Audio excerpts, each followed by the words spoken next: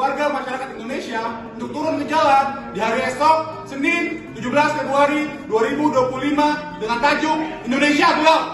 Indonesia Gelap adalah bentuk sikap kritis, bentuk sikap tegas untuk mengevaluasi, mengkritisi kinerja kabinet merah putih dari Prabowo Gibran yang kian hari kian menyengsarakan masyarakat luas. Puluhan ribu mahasiswa secara serentak bergerak dari berbagai penjuru menuju satu titik patung kuda sejak pukul 14.30 WIB. Jelang aksi unjuk rasa bertajuk Indonesia Gelap ini, sejumlah kendaraan taktis terparkir di sekitar patung Arjuna Wijaya atau Patung Kuda, Jakarta Pusat. Senin 17 Februari 2025.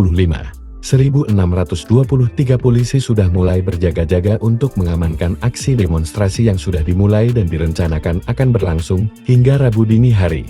Pengamanan sudah dilakukan. Terlihat juga satu mobil pembawa besi pembatas. Jalan Medan Merdeka Barat depan Kementerian Pariwisata mulai ditutup menggunakan barir beton.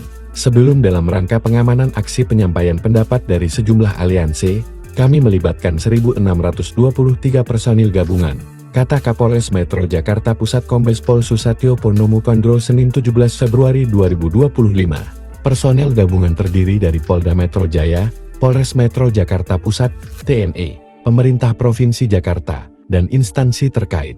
Susatyo mengingatkan seluruh personel yang terlibat dalam pengamanan untuk selalu bertindak persuasif, tidak memprovokasi maupun terprovokasi, mengutamakan negosiasi. Koordinator BM Seluruh Indonesia Satria Naufon mengatakan, ada beberapa tuntuan yakni, pertama mendesak Prabowo mencabut instruksi Presiden Inpres nomor 1 tahun 2025, karena menetapkan pemangkasan anggaran yang tidak berpihak pada rakyat. Kedua, mencabut pasal dalam RUU Minerba yang memungkinkan perguruan tinggi mengelola tambang guna menjaga independensi akademik. Ketiga, melakukan pencairan tunjangan dosen dan tenaga kependidikan secara penuh tanpa hambatan birokrasi dan pemotongan yang merugikan. Dan keempat, mengevaluasi total program makan bergizi gratis MBG.